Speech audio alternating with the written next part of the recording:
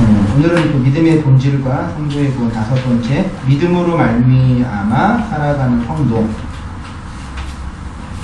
믿음으로 말미암아 믿음으로 살아간다는 게 뭘까? 그거예요. 우리가 믿음으로, 여러분들이 믿음으로 사신다는 게 뭘까?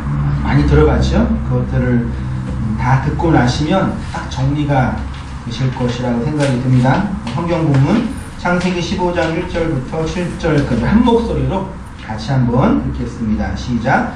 이후에 여호와의 말씀이 환상 중에 아브라함에게 임하여 이르시되, 아브라함아 두려워하지 말라. 나는 내 방패요 너의 지극히 큰 상급이니라. 아브라함이 이르되, 주 여호와여 무엇을 내게 주시려 하나이까? 나는 자식이 없사오니 나의 상속자는 이 다메섹 사람 엘리에셀이니이다. 아브라함이 또 이르되, 주께서 내게 씨를 주지 아니하셨으니 내 집에서 길린 자가 내 상속자가 될 것이니이다. 여호와의 말씀이 그에게 임하여 이르시되, 그 사람이 내 상속자가 아니라 내 몸에서 날 자가 내 상속자가 되리라 하시고, 그를 이끌고 밖으로 나가 이르시되, 하늘을 우러러 무뼈를 셀 수 있나 보라. 또 그에게 이르시되, 내 자손이 이와 같으리라. 아브라함이 여호와를 믿으니 여호와께서 이를 그의 의로 여기시고, 또 그에게 이르시되, 나는 이 땅을 내게 주어 소유를 삼게 하려고 너를 갈대아인의 우르에서 이끌어낸 여호와니라. 아멘. 믿음의 가장 중요한 본질은 인격성입니다. 믿음에 있어서 가장 중요한 내용을 인격이라고 계속 설명하고 있는데, 그런데 이제 문제는 기독교 신앙에 대한 단편적인 이해와 성경의 문자적 해석으로 많은 사람들은 믿음을 방법이나 수단이나 조건으로 이해하고 있어요. 그러나 믿음은 그것 자체로 내용이고 목적이고 본질이라는 얘기예요. 그러니까 우리가 하나님에 대한 믿음이 있다, 예수님을 믿는다, 기독교 신앙이 있다라는 얘기는 그가 곧 하나님과 무슨 관계요? 인격적 관계 안에서 인격적 교제를 하고 있는 사람이다. 기독교 신앙은 종교적 체험, 어떤 종교적 관념 이전에 살아계신 하나님과 인격적 관계, 교제가 있다. 어렵지 않죠? 이런 얘기 해도 뭐 큰 문제는 아니겠죠? 몇 주 전에 우리 운땅교회 예쁜 자매님들이 누굴까요? 남자친구를 이렇게 교회로 강제로 데려왔는지 아니면은 인도했는지는 모르겠는데, 예배에 이렇게 초청을 해서 데리고 왔어요. 근데 형제가 둘이 온 거죠. 이렇게 운땅교회 이렇게 좋아요? 근데 한 형제는 그냥 교회에서 모태신앙으로 착하게, 그야말로 착하게 봉사 잘하고 부모님 말씀 잘 듣고 예배 시간에 졸고 그러더라고요. 아무튼 이렇게 흔히 말해서 교회에서 착하게 자라온 남자 형제님이세요. 또 한 분은 정반대예요. 무신론자라고 자기 스스로 고백을 하고, 여자친구가 또 다닌다 그래서 한번 왔다 이렇게 표현을 해요. 저 좋아해요. 데려오세요. 아무나 괜찮아요. 이단도 상관이 없어요. 근데 이제 저의 개인적인 그냥 느낌이고 주관이니까 틀릴 수도 있지만 다 틀리지는 않을 거예요. 근데 두 형제를 딱 봤는데, 근데 한 사람은 교회 안에서 모태신앙으로 건강하고 반듯하고 착하게 신앙생활, 종교생활 하는 지체고, 한 형제는 세상에서 그야말로 성실하고 열심히 한 형제예요. 근데 얘기를 해보고 말씀을 나누니까 왠지 모르게 비슷해요. 왜 이런 비슷함이 생길까? 이게 이제 저의 고민 중에 하나였는데, 무신론자였던 그 형제가 신앙이 있는 걸까? 아니면 착한 모태 신앙이었던 그 형제가 신앙이 없는 걸까? 뭐 같아요, 여러분들은? 그러면서 한 마음속에서 교회 안에서 그야말로 착하게 교권 안에서 반듯하게 봉사하고 예배생활을 하고 있는 사람의 내면에 여전히 어떤 근본적인 변화가 없으면 그 사람은 교회 안에서 무신론자다. 교리적으로 그게 이제 실천적 무신론자라고 표현을 하는데, 그냥 교회에서 예배생활하고 봉사하고 헌금하고 그러면은 나는 신앙이 있는 사람이라고 다 인정해 주니까요. 그러는 줄 아는 거예요. 그러니까 이렇게 막 복음을 얘기하거나 뭐 머리 잘려야 된다, 자기가 깨어졌다 얘기하면 되게 당황스럽고 황당한 거죠. 아니, 하나님은 내 밖에서 나를 응원해 주시고 내 인생이 잘 되기를 원하는 그런 좋은 분인 줄 알고 있는데 내 머리 자른다고 하니까 되게 당황스러운 거죠. 근데 이 얘기가요, 특정한 두 사람의 문제가 아니라 오늘 보편적으로 조국교회, 한국교회 안에 있는 기본적인 흐름이라고 생각이 들어요. 그러니까 믿음이 있는 사람과 믿음이 없는 사람을 구분을 우리 한번 해봅시다 라고 할 때 무엇으로 구분할 수 있겠어요? 기독교 신앙을 가지고 있으면 복을 받고, 혹은 인생의 성공과 비전이 생기고, 혹은 착하고, 기독교 신앙이 없는 사람은 이 땅에서 실패하고, 혹은 착하지 않고, 그런 걸로 구분할 수 있을까요? 제가 그렇게 썼거든요. 도덕성, 성공과 번영, 마음의 평안, 삶의 가치, 심지어 내세의 천국이 믿음 있는 사람과 믿음 없는 사람에 대한 구분점이 될까요? 안 될까요? 될까요? 안 될까요? 안 돼요. 제가 안 되는 것 같아요 말하려다가 아니에요. 구분할 수 있는 게 아니에요. 근데 우리는 이것으로 구분을 했잖아요. 그래서 나도 속고 그 사람도 속은 거예요. 다 속은 거예요. 제가 이번에 그렇게 표현을 했어요. 성도에게 있는 유일한 것, 그러니까 불신과 무신론과 구분할 수 있는 유일한 것은 그에게 하나님에 대한 인격적 경험이 있느냐. 그 인격적 경험이 어떻게 발생되냐. 하나님을 향한, 하나님으로 인한 기꺼운 항복에서 나오는 거예요. 쉽게 말하면 믿음 있는 사람은 하나님께 최소한 한 번 정도는 항복한 사람이에요. 지금은 다시 돌아가가지고 지멋대로 살 수 있는 사람일지는 몰라도 최소한 인생에 한 번 정도는 항복한 사람이에요. 그게 뭔지 아는 사람이에요. 한 번 구부러진 사람, 깨어진 사람이에요. 그게 그의 인격 속에 나타나 있다. 여러분은 어떠세요? 그거 있으세요? 옆 사람이 한번 물어볼까요? 그거 있어요? 친구는 있니? 엄마는 있어요? 아들은 있니? 근데 이렇게 잘못된 이런 것에 이런 오류, 믿음이 있는 것이라고 생각했던 오류의 근원이 뭘까?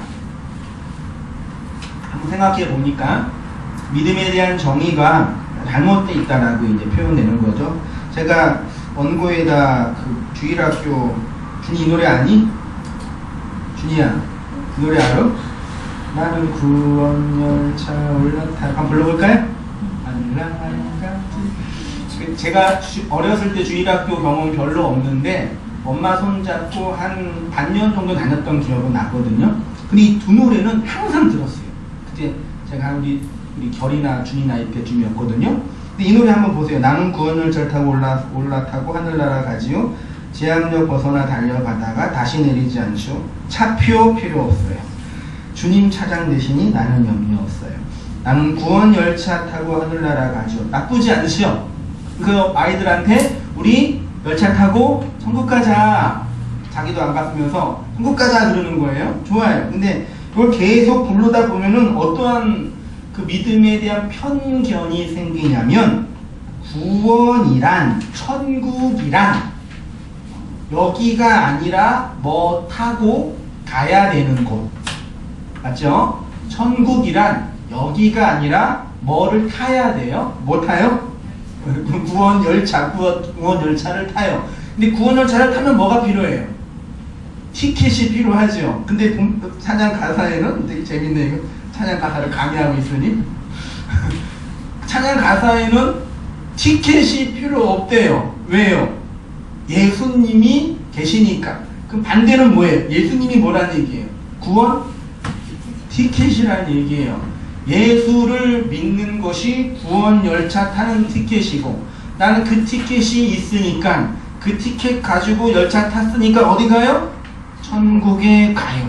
그러니까 이런 단편적인 구원론이 두 가지 문제죠. 천국은 나중에 타서 가야 할 곳으로 이해하는 것과 가는 방법이 뭐예요? 예수라는 티켓이에요. 예수님이 우리를 천국으로 인도하는 티켓이다. OX. 맞죠? 예수님을 믿어야지만 천국 가죠. 요한복음에서 말하는 것처럼 내가 곧 길이요 진리요 생명이니 나로 말미암지 않고는 아무도 아버지께 갈 수 없다고 하셨으니까 오직 예수님만 우리를 천국으로 인도해 주시는 분이에요. 그러니까 이런 식의 구원에 대한 이해가 왜 나왔냐면, 이교 문명에 가득한 한국 사회에서 오직 예수만 우리를 천국으로 인도할 수 있다라는 그 구원의 절대성을 강조하고 싶어서 이렇게 된 거예요. 좋아요. 예수 천당, 불신 지옥이니까 맞아요. 네. 근데 이제 이렇게 가르치다 보니까 우리 안에 예수는 어떤 분이냐? 나를 천국으로 인도하시는 분이에요. 그럼 좋아요. 그럼 우리가 예수님 때문에 이 예수라는 구원 티켓을 가지고 이제 구원열차 탔으세요? 탔어요? 이렇게 조용하세요? 탔죠? 탔단 말이에요. 그래서 갔어요. 그러면 나를 구원열차를 타기 위한 그 예수님은 천국에서 필요해요? 필요 없어요? 구원열차의 티켓은 왜 그러니까 뮤지컬 비싼 거 되게 비싸대며 안타깝게도 아직 뮤지컬 한 번도 못 봐가지고 VIP석이나 가까운 데로 몇십만 원 된다며요. 그거 제가 받았다고 쳐요. 그래서 이제 그거를 가지고 이제 이게 되게 중요하잖아요. 그거 가지고 이제 뮤지컬 보러 갔어요.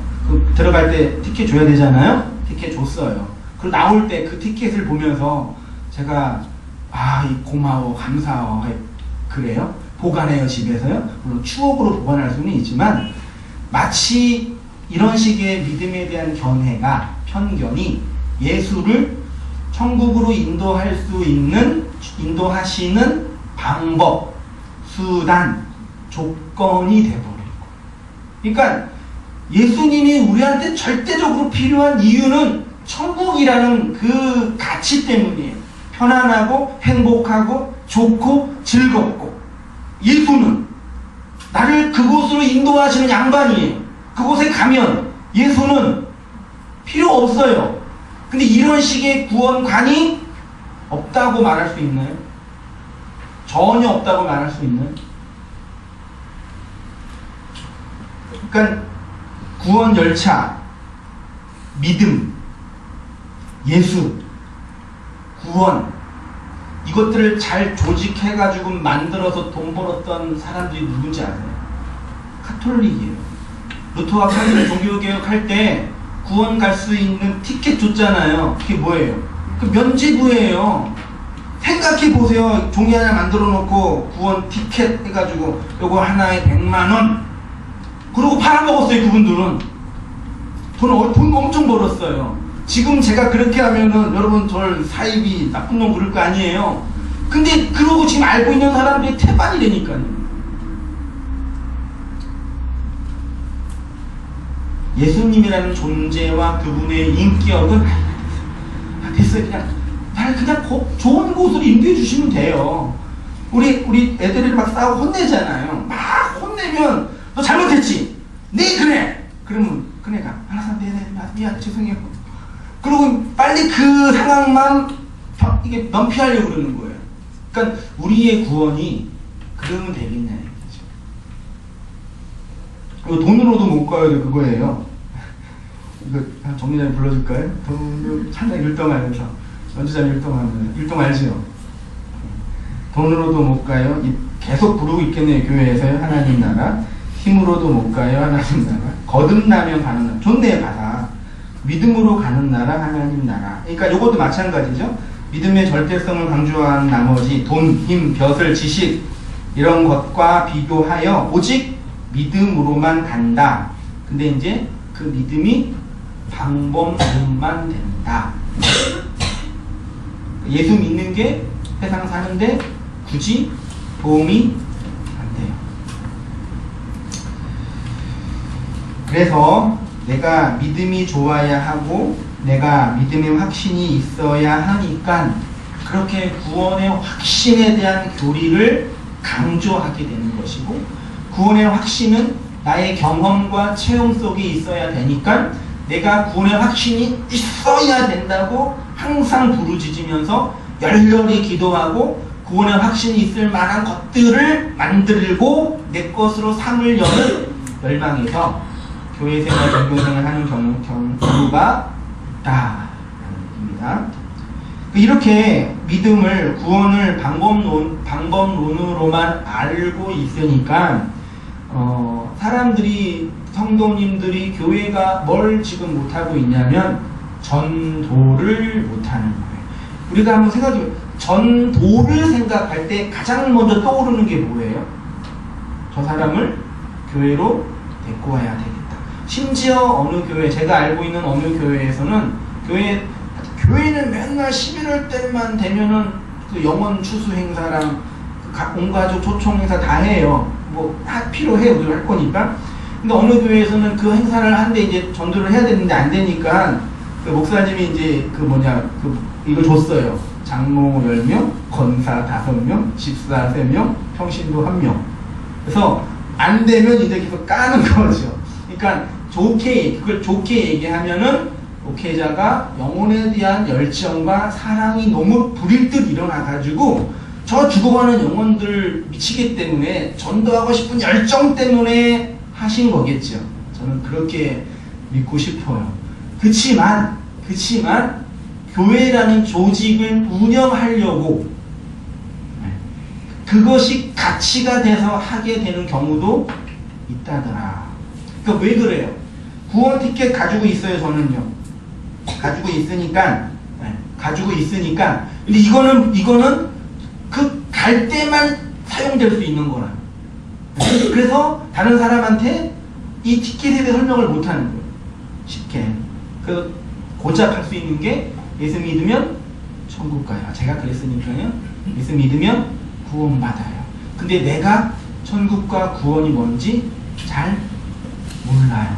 불신하는 세상이 교회를 보면서 되게 황당한 거예요. 물론 종교의 절대성을 불신자들이 이해할 수는 없지만 그런 그 구원과 진리의 내용이 이제 없는 시대가 된 거예요. 제가 뭘 말씀하는지 충분히 이해할 수 있으시죠?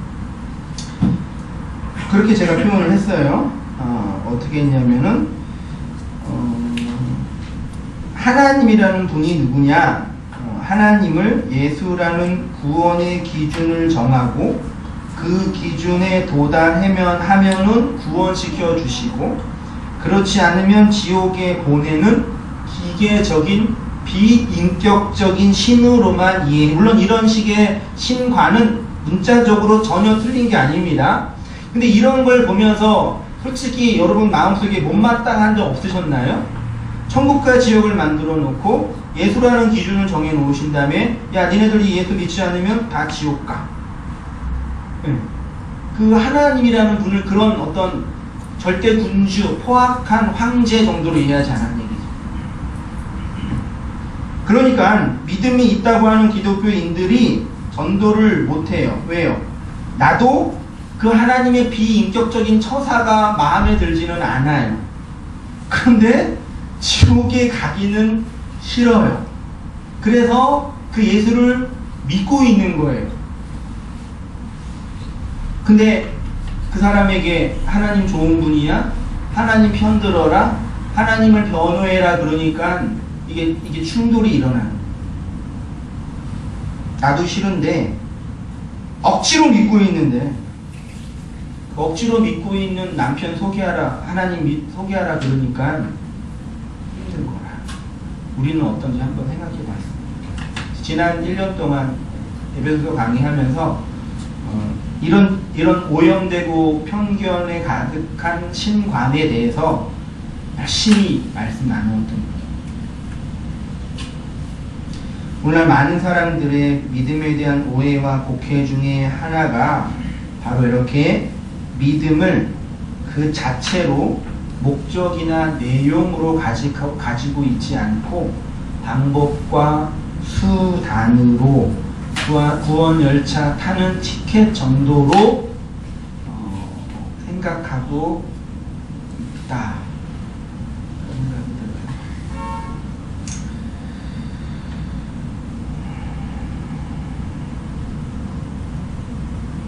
창세기 15장에 아브라함의 믿음은 우리가 편견으로 알고 있는 그런 구원에 있어서의 방법과 조건과는 전혀 다른 내용입니다.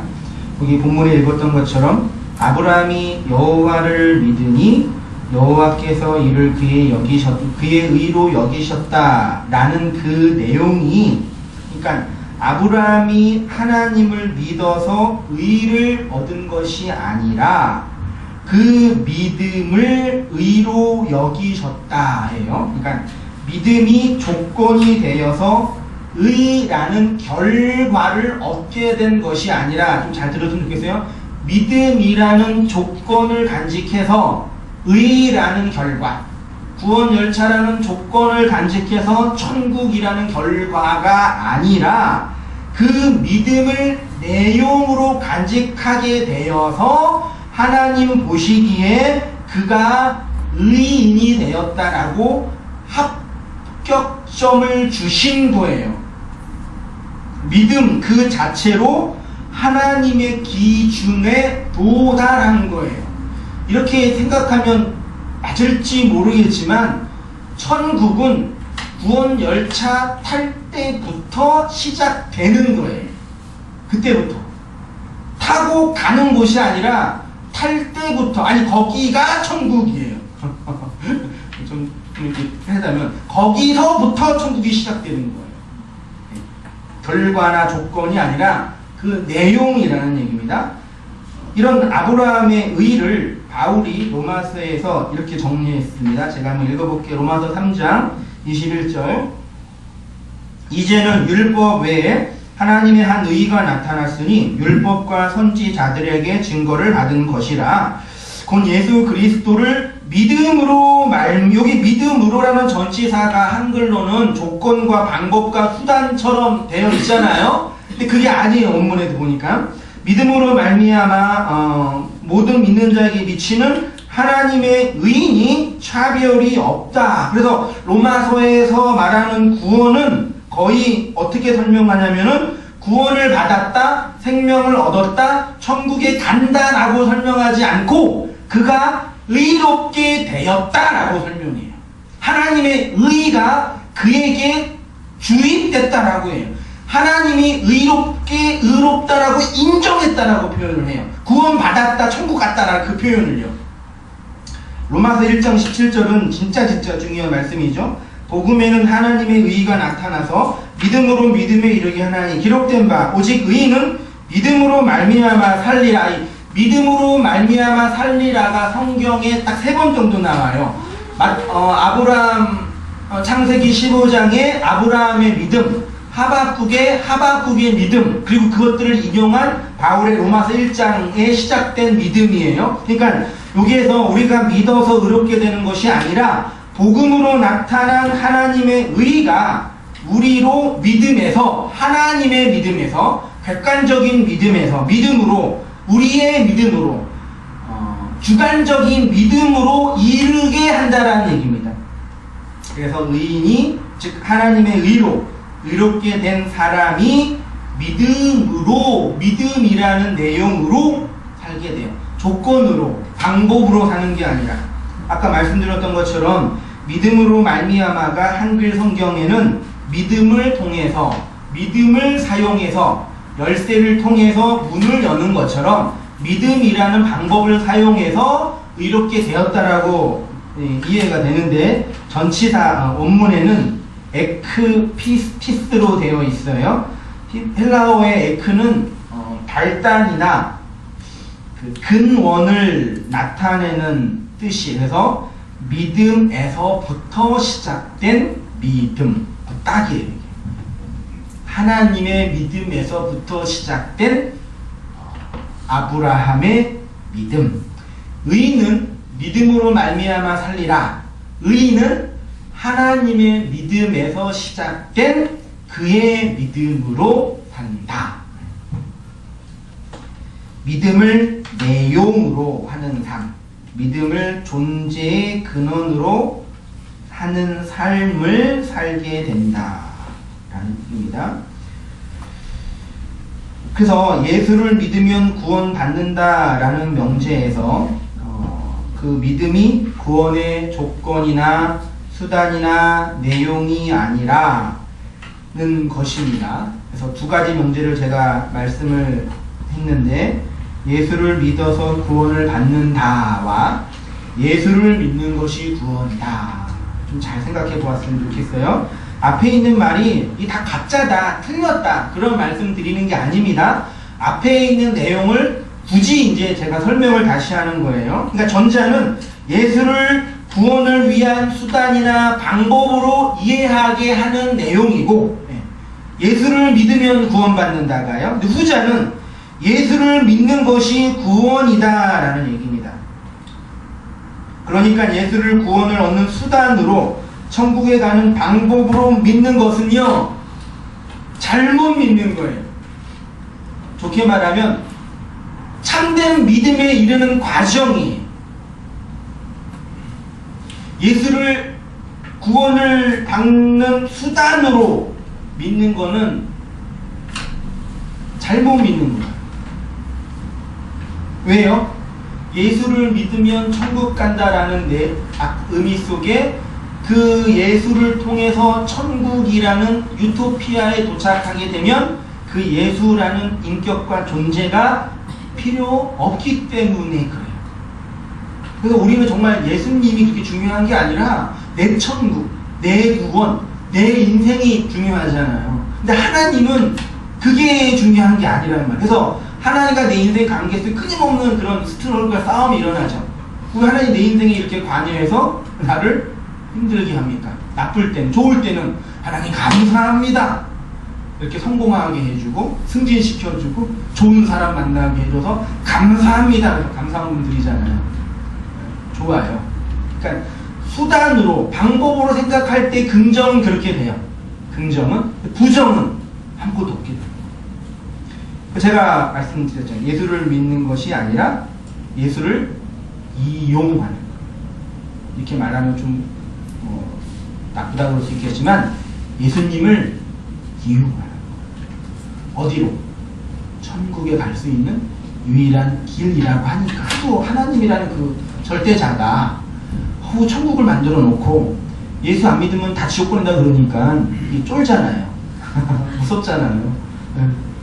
지옥 가고 싶으세요? 우리 애들이랑 제가 하는 낙 중에 하나가 가끔 이제 한 달에 한 번, 두 번 사우나 가는 거거든요. 그렇게 좋아해요, 우리 가족들이 다. 그래서 이제 가다가 이제 어디 들어가요? 냉탕 갔다가 온탕 갔다가 때 뺐다가 이제 사우나 들어가잖아요. 근데 사우나 들어가면은 그렇게 이렇게 땀 내면서 서로 얘기가 좋은데, 애들 이렇게 앉혀놓고 이렇게 준이야, 결이야, 지옥은 여기가 더 뜨거워, 가면 안 돼. 그러면 이제 생각 속에 얼마나 무섭겠습니까? 그런 상이 있잖아요. 물론 끊임없는 고통과 아픔이 있으니까 가면 안 되는 곳이죠. 근데 그 생각 속에서 하나님을 그런 분으로만 이해하고 있다면 안 된다 얘기죠. 여러분 아직도 그러시면 안 돼요. 근데 아까 말씀드렸던 것처럼 처음에는 다 그렇게 시작해요. 그러니까 그렇게 있는 게, 그렇게 있으면 안 되지만 그렇게 있는 사람을 정죄하면 안 되는 이유가, 왜? 우리도 그랬잖아요. 저도 그랬어요. 여러분도 그러셨어. 지금도 그러는 분이 있을지도 몰라요. 근데 그게 정죄하지 않는 이유는 나쁜 게, 그게 뭐지? 악이라고 규정하기가 어려운 게, 믿음에 이르는 과정 속에서 그 해결해야 할 숙제 같은 거예요. 예를 들어서 어떻게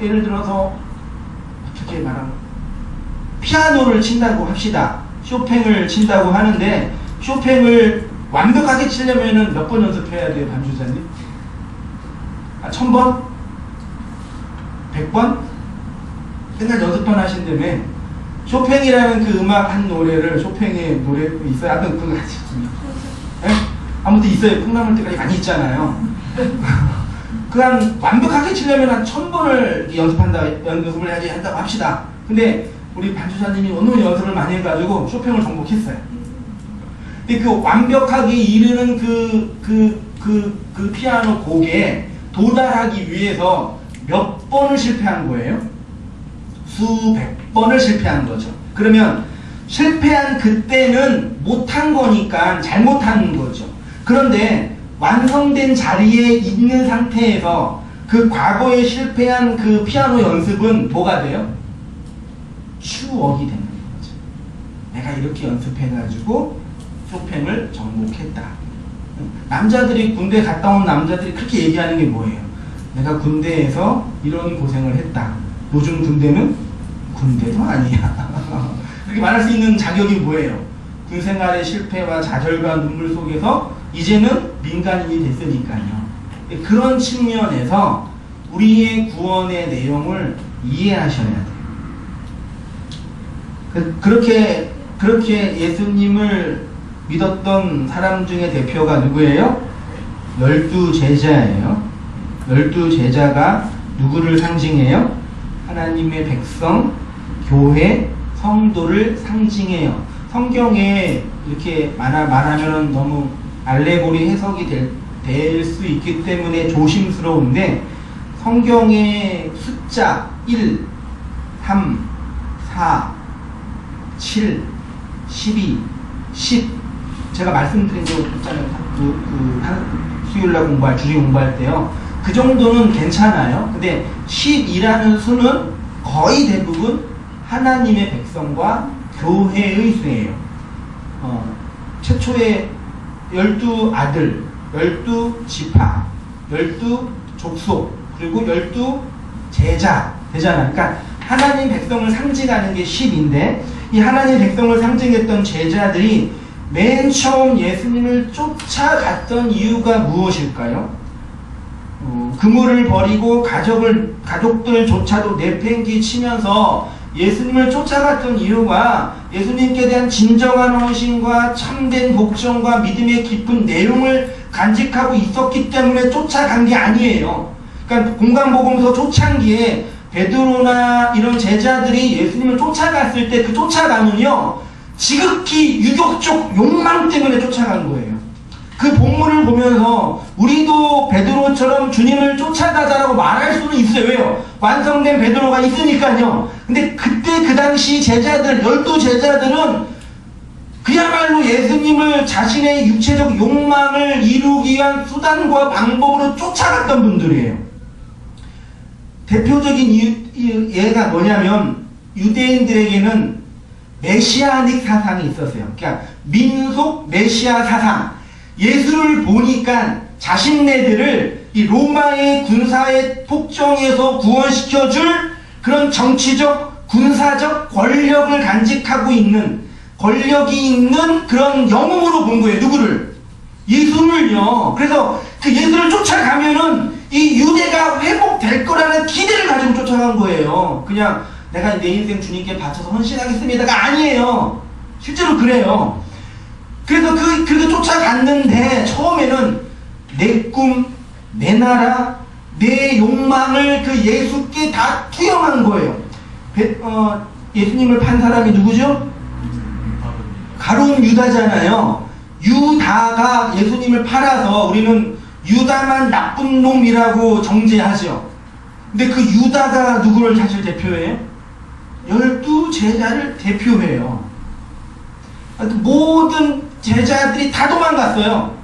남자들은 다 도망가고 여자들만 여자가 더 세, 그러니까요. 남자들 다 도망갔고 여자만 남았어요. 나중에 요한만 조심조심 오다가 예수님 운명한 걸 바라본 거예요. 그러니까 유다가 나쁜 놈 돼가지고 판 게 아니라 사실 이 성경에 있는 독자인 우리는요, 누가 유다예요? 여러분들이. 우리가 예수를 판 유다예요. 예수를 팔았다, 예수를 죽였다라는 의미는 뭐냐면 내 꿈, 내 비전, 내 욕망, 내 자식, 내 직장, 내 교회, 나의 비전을 누구한테 바라봤어요? 예수에게. 근데 그 예수가 그 나의 꿈과 욕망을 가지고 어떻게 하셨어요? 이루어 주셨어요? 아이고, 십자가에서 죽어버렸네. 누가 죽은 거예요? 내가 죽은 거예요. 그래서 바울이 갈라디아서 2장 20절에 내가 그리스도와 함께, 내가 그리스도와 함께 십자가에 못 박혀 죽었다고 얘기하잖아요. 누가 죽은 거예요? 여러분이 죽은 거예요. 무엇으로? 여러분의 꿈과 비전과 욕망과 되고 싶은 거, 하고 싶은 거, 바라는 거, 그것이 십자가에서 없어진 거예요. 그러셨죠? 그러세요? 그래서 우리가 어떤 자로 폭로당해요? 예수를 죽인 자로 폭로당해요. 예수를 죽인 내용이 내 안에 있죠? 그게 뭐예요? 믿음의 내용. 우린 모두 예수를 죽인 자로 폭로를 당하고, 그것이 예수 안에 담겨져 있는 기독교 신앙의 내용. 그러니까 예수의 죽음을 생각할 때 나를 위해 죽으신 저 사랑 많으신 예수, 아니, 심판조가 들어갈 수가 없어요. 누가 죽었는데? 내가 죽었는데. 그러니까 그렇게 심판조로 예수님이 여러분을 위해 죽었어요. 예수님 손에 못 자고 그거 피 자고 우리 결의가 보니까 다 충격을 받더라고. 그분 왜 그러셨대? 어린아이 책에 막 그 유아 기독교 책은 되게 예쁘잖아요. 예수님 피 자국 되게 예쁘게 그려놨더라고요. 그런 심판조가 아니에요. 사실 그 예수의 죽음에 나의 죽음이, 성도는 그 죽음 속에서 믿음의 내용을 간직한 자가 됩니다. 믿음이 있는 자, 신앙이 있는 자가 그걸 내용으로 담고 있는 거죠. 그래서 기독교 신앙의 내용과 목적이 누구로 수렴되냐? 예수 그리스도. 초대교회 성도들의 신앙의 고백이 뭐였어요? 예수가 그리스도였습니다. 예수가 주님이었습니다. 예수가 나의 꿈과 나의 비전과 나의 나를 십자가에서 죽고 그리스도로 부활하셨습니다. 가 신앙의 고백이 됩니다. 그 사람이 바로 믿음의 내용을 예수 그리스도로 간직하고 있는 사람이에요. 그래서 믿음을 인격성이라고 표현한 것입니다. 하나님의 인격을 내 인격 속에 담아내는 거예요. 그게 신앙의 내용이에요. 성경 66권 한 권은 누구를 설명하는 책이에요? 예수가 왜 그리스도가 되는지를 설명하는 책. 예수님도 직접 이 성경은 나에 대해서 설명하는 책이다. 그러니까 그 예수가 십자가에 달린 그런 성인 분자가 아니에요. 사실은요. 나의 어떠함을 설명하는 내용이라는 얘기죠. 그래서 이렇게 믿음을 내용으로 담고 있는 사람들이 성도이고 그리스도인이죠. 오직 성도만 하나님의 인격성인 예수 그리스도를 마음에 담고 있는 거고, 신약교회는 그것을 그리스도를 머리로 삼고 있다라고 표현을 하는 거죠. 그러니까 진짜 믿음은 여기 4페이지 가운데쯤에 있어요. 하나님을 닮은 자들이요. 진짜 믿음은 인격과 인격 사이에서만 통용이 돼요. 근데 그 인격과 인격이 어떻게 통용이 되냐? 전심으로. 전심이 뭐, 점심? 전심. 이 뭐예요? 정보가 무엇으로 전달돼요? 마음으로 전달돼요. 하나님의 마음에서 시작된 믿음의 내용이 우리에게 전달되면 뭐가 전수돼요? 하나님의 마음이 전달돼요. 그래서 믿음이 있는 성도는 뭐가 있는 사람이에요? 하나님의 마음을 전수받는 사람이라고 말할 수 있습니다. 정보와 내용이 아니라 마음을, 인격 속에서 그 마음이 들어오는 거죠. 지난주에 그 약속하신 하나님에 대한 믿음을 말씀 나누었을 때 그런 말씀 제가 드렸잖아요. 약속, 언약의 대상자와 뭐가 필요하다? 언약의 내용이 필요해요. 언약의 대상자와 언약의 내용이에요. 하나님이 언약의 내용을 우리에게 주셔서 난 하나님이야 라고 설명하실 때는 그 언약의 내용도 이루어 주시지만 언약의 내용을 이루어 주시는 이유가 뭐예요? 언약하는 내가 하나님이기 때문이야. 그러면 그 언약을 받고 있는 대상자인 우리는 어떻게 생각해야 돼요?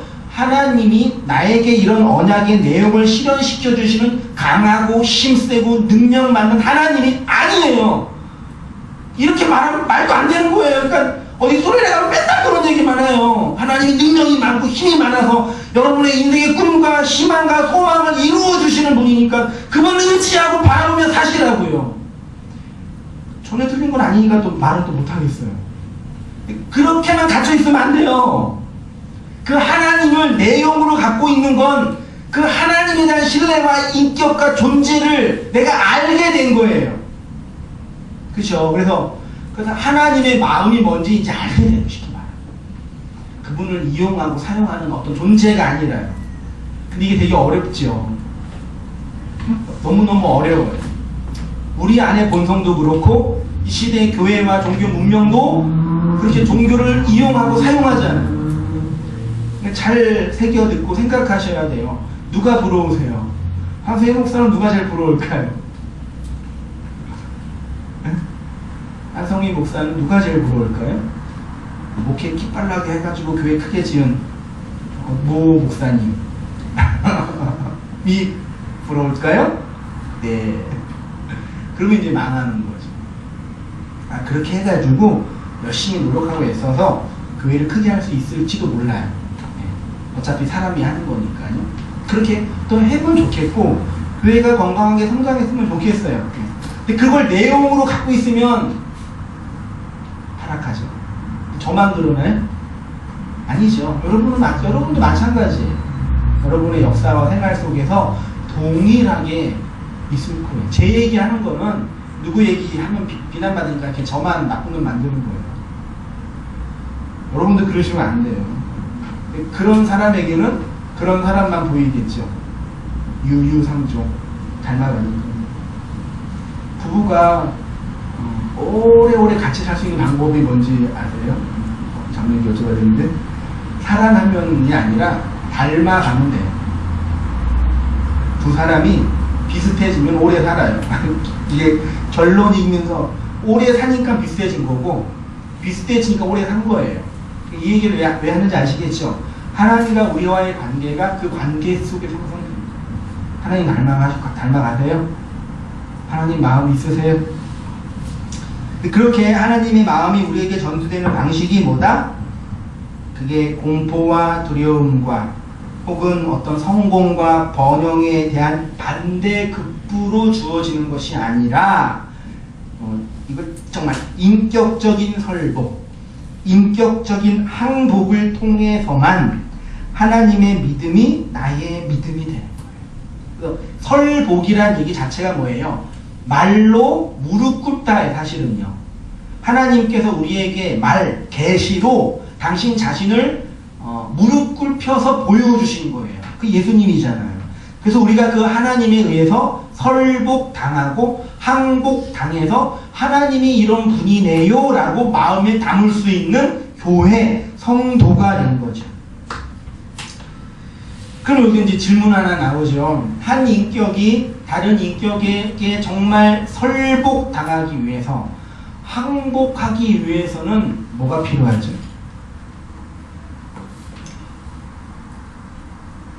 세상에서 말하는 갑을 관계 안에서 힘과 권력으로 그 사람을 무릎 꿇게 하는 거는 설복이 아니죠. 항복이 아니죠. 요즘에 하도 갑을 관계 때문에 그런데 정말 좀 화가, 어떤 상황인지는 모르겠지만 그냥 그 영상만 보면 화가 나요, 진짜. 그래서 그 어디죠? 백화점에서 지하 주차장 하는 알바생을 무릎 꿇혀놓고 막 삿대질하고 막 그러는 거, 그 되게 우리 안에 화가 어떤 이유가 그 무릎 꿇는 사람이 정말 잘못할 수도 있을지도 모르지만 그런 모습을 딱 볼 때 그 아르바이트생이 모녀에게 무릎 꿇는 거는 진짜 갑을 관계잖아요.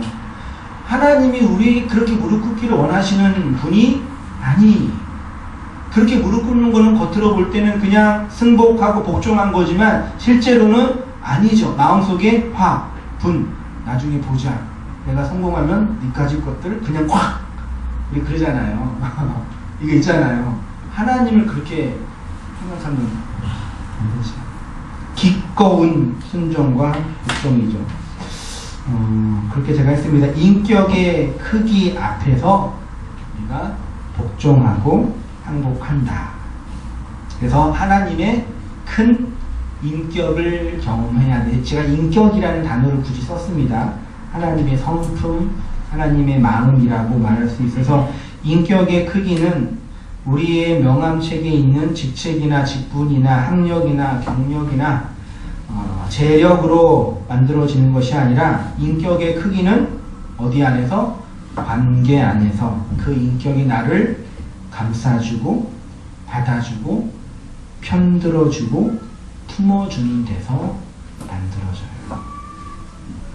하나님께 인격적으로 항복했다라는 얘기는 하나님이 누구 편이다? 내 편이 되셨다. 그분이 나보다 능력이 많고 힘이 많아서 내가 저분한테 무릎을 꿇으면은 뭐 하나 한 자리 얻을 수 있겠거니가 아니라 그 하나님이 나를 지옥에 쳐 넣으신다 할지라도 이런 말은 그렇지만 넣으신다 할지라도 난 그 하나님 때문에 기꺼이 지옥에 가시기 바랍니다. 그런 승부과 마음의 그 결단이 하나님과의 관계 속에서 맺혀져요. 그게 인격과 인격 속에서 나타나는 거예요. 근데 하나님 우리를 그 자리로 반드시 집어넣어요. 그래서 원망도 하기도 하고 좌절하기도 하고 화도 내기도 하고 뭐 이런 하나님. 그래서 저도 신앙생활을 오래 하지 않았지만 그런 마음이 들 때가 있어요. 하나님을, 제 개인적인 생각입니다. 하나님을 하나 놈으로 부르지 않는 사람이 어떻게 하나님을 믿을 수 있을까? 이해되세요? 하나님을 한 번도 하나 놈으로, 그러니까 하나님은 존경과 숭배잖아요. 하나 놈은 맞짱 뜨는 거잖아요. 그러니까 그 자리까지 내려가지 않는 사람이 정말 하나님을 하나님으로 어떻게 부를 수 있겠어요? 왜? 그 하나님이 나보다 힘이 강하니까 내가 조용하게 있는 거잖아요. 그건 믿음이 아니라 그냥 노예예요. 그게 종교예요. 그게 무당들이 하는 거고요. 여러분 그러시면 안 돼요. 그래서 저도 다 들으니까 한세영 목사님이 하나님을 하나 놈으로 부르다 그러다 그렇게 이해하시지 마세요. 하나님의 편, 하나님의 마음, 하나님의 뜻이 우리 안에 있어요. 행복하기 위해서는 넘어가겠습니다. 시간이 없으니까. 나를 나로 대접하신 하나님, 우리가 하나님께 진짜 항복할 수 있는 진짜 이유는 나를 나로 대접해 주셨기 때문입니다. 만약에 여러분이 이 자리에 나오는 이유, 기독교 신앙을 가지고 있는 이유가 하나님을 인격적으로 대접하는 것을 목표로 하지 않고 하나님에 의해 주어지는 것, 심지어 뭐까지도 천국까지도 그것으로 목적으로 하고 있다면 하나님을 이용하는 거겠지. 그래서 하나님보다 힘이 세지면 안 믿을 수 있게 된 사람이 됩니다. 그래서 이제 5페이지로 가서요. 하나님의 의에 대한 개념을 정리하고 말씀 마치겠습니다. 아브라함을 통해서요. 창세기 15장에 나오는 아브라함의 그 믿음, 하나님 아브라함이 여호와를 믿으니 여호와께서 이를 그의 의로 여기셨다 해서 그 의는요, 그 법적이거나 도덕적인 것이 아니라 인격이 되게 이거 말씀 이렇게 공부하고 배우면서 정말 정말 그 딱 박수를 이거였구나 맞다. 법적이거나 도덕적인 것이 아니라 인격적이에요. 한 칸 내려와서 내가 만약 줄친 게 있죠. 하나님은 법정에서 우리를 의로운 자라고 인정해 주셔요. 이게 교리적인 용어로 뭐라 그런다고요? 칭의적 구원이라고 표현을 해요. 하나님의 법정에서 이제 쟤는 됐다. 내가 인정한다. 쟤 이제 구원 땅땅땅 쳐주는 거예요. 근데 거기에서부터 이제 뭐가 시작되냐면 우리와 무슨 관계? 인격적 관계 안에서 이제 무엇을 만들어내는 거예요. 그게 성화적 구원이라고 이제 조지신학이 말하는 겁니다. 그게 구원이고 그 내용과 과정이 믿음이라고 말하고 있는 것입니다. 그러니까 아브라함의 인생, 제가 이제 계속 믿음에 관해서 강의하고 있는데 솔직히 이거 강의하면서 아브라함 읽어보시는 분 커피 한 잔 드릴게요. 찬찬히 읽어보세요. 아브라함을 부르신 게 하나님의 창세기 11장인데 아브라함이 하나님께 인정받는 건 몇 장이라고요? 15장이에요. 진짜 완벽하게 인정받는 건 몇 장일까요? 22장에서 모리아 산에서 아브라함이 이삭을 바치는 장면이에요. 근데 이 이야기가 전에도 말씀드렸지만 이제 아브라함이 정말 하나님을 믿고 있는 지경에 올라갔다. 그것처럼 우리도 믿음이 있는 사람이라면 아브라함처럼 우리의 가장 귀한 것도 하나님께 바칠 만한 실력과 믿음이 있어야 된다. 그러니 여러분도 하나님을 위해서 뭐 좀 바치세요라고 저도 많이 들었어요. 많이 바쳤어요. 진짜 없는 돈. 이 돈 진짜 주님이 받아서 쓰시는지 알았는데 교회 건축 헌금 쓰시더라고요. 좋아요. 예. 뭐 교회도 건축하면 좋으니까요. 그게 아니라요. 이 아브라함의 22장의 내용이 뭐냐면 제가 뭐라고 하셨죠? 그러니까 아브라함 마음속에 무슨 마음이 있음이 발각된 거예요. 세상 사람이나 모든 사람이 아브라함을 딱 보니까 제 안에 뭐가 있어요? 하나님 마음이 들어가 있는 거예요. 그게 무엇으로 입증돼요? 아들을 바치는 것으로요. 이게 당연히 하나님이신 성부가 성자를 우리의 구원을 위해서 죽일 사건을 그대로 얘기하는 거잖아요. 그러니까 이 사건을 통해서 아브라함 마음속에 예수가 왜 오셔야 됐고 예수가 왜 십자가에서 죽어야 됐는지에 대한 분명한 이해가 생긴 거예요. 그가 하나님 마음속에 들어간 거예요. 하나님 마음 알게 된 거예요. 그래서 하나님이 인정한 거예요. 됐다. 그러니까 하나님이 우리를 어디까지 데리고 간다고요? 이 자리까지요. 아들 바치고 돈 바치는 게 아니라, 많이 바치면 좋아도 좋아요. 그게 아니라 하나님의 마음이 내 안에 들어와 그 마음으로 역사를 살아가는 자가 성도예요. 그렇게 살아서 그 믿음 없는 세상에게 나누어주고 흘려주는 게 구제고 기도고 전도고 금식이라고 말했잖아요.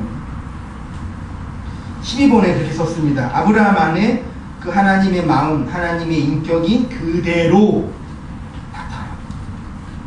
저도 말씀 준비하면서 솔직히 저도 설교자니까요. 말씀 연구하면서 일단 기쁨은 그런 거예요. 발견하고 체험하고 이거였어. 우와 이거였구나. 좋은데 또 그러면 나는 어떻게 살지? 진짜 내 안에 이게 나타나고 있느냐 하는 걱정이 되는 거죠. 근데 있으신 분은 아실 거라고 믿습니다. 마지막으로 하나님의 인격 앞에 행복하는 것 정리할게요. 어떤 강압이나 폭력이나 인과율이나 수단, 강압과 폭력은 당연히 안 되죠. 근데 무당들이나 잡신들은 이렇게까지 해요. 맞죠? 그래서 그런 얘기 있잖아요. 신 받아야 되는데 안 받으면은 막 병나고 막 우환이 일어나서 그래서 공포심 때문에 받고 나니까 마음이 편안하고 무당했더라. 그게 이제 정말 그런지는 저는 모르겠지만 그게 이제 소위 말해 귀신들, 잡것들이 이렇게 하잖아요. 하나님을 그렇게 하면 되겠네요. 인과율도 안 돼요. 이건 인과율은 자연 법칙이에요. 원인과 결과, 인과율. 그러니까 애들 키울 때 인과율이 항상 동용되잖아요. 100점 맞으면 노트북, 착하면은 돈, 이렇게 하잖아요. 다루기는 되게 편한데 나중에 20살, 30살, 40살 돼가지고도 그러면 생각해 보세요.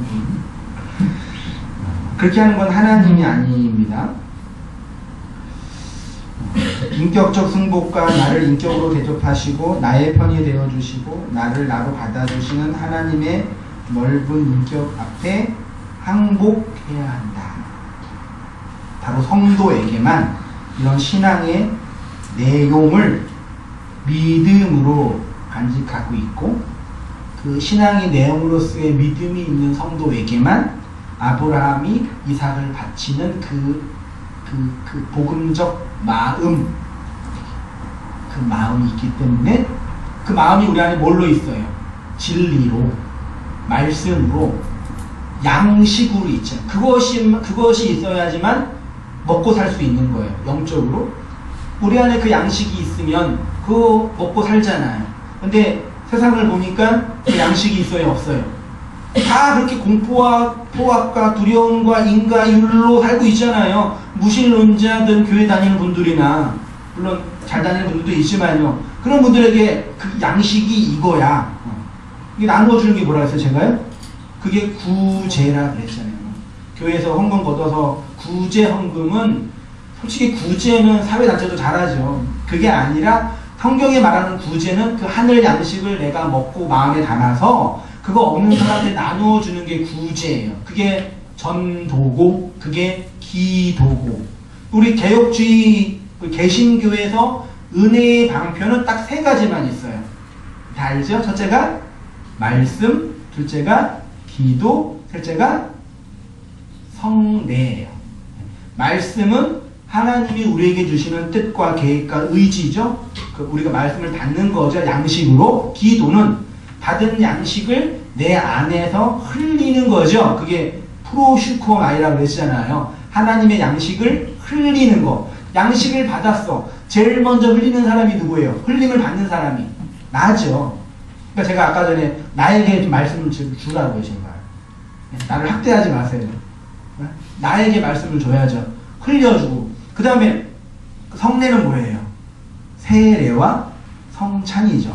세례는 뭐예요? 물로 그 사람이 예수 믿었음을 증명하는 거고, 성찬은 예수를 믿은 자가 모여서 예수님의 떡과 예수님의 피, 양식을 나누는 거예요. 우리가 지금 성찬하고 있는, 그러니까 한 달에, 1년에 한두 번 모여서 이렇게 까만 옷 입고 목사나 장로가 이렇게 나누어주는 거, 그 성찬식이고, 예식이고요. 식이에요. 근데 성찬은 그 안에 내용이 뭐예요?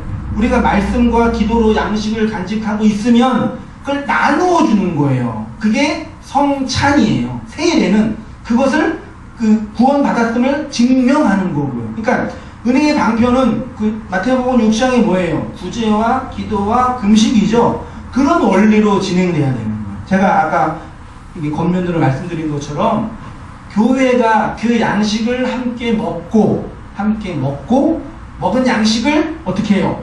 흘려주고 나누어 주려고 교회, 지역교회, 로컬 처치가 그래서 필요한 거고, 그 일을 앞에서 총대 메고 리더로 수고하기 위해서 목사라는 리더십이 필요한 것 뿐이죠. 네.